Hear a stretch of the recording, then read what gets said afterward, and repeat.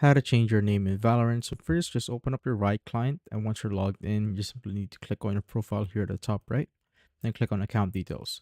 So this will open up a browser on the Riot Games website where it will bring you here on your account management settings, and here you will see your Riot ID where you could change it right there. So let's say I wanted to change my game name.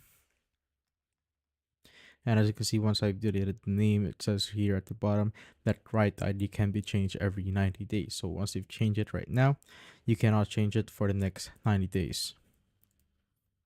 So here I changed my game name and my tagline. So you simply need to set this to save changes. And if it says that right ID is unavailable, of course you need to change it.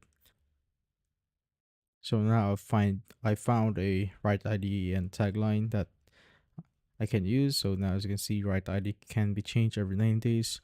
You will be able to change it again on that particular date. So it will also show you the date when you could change your right ID again. And that's basically it.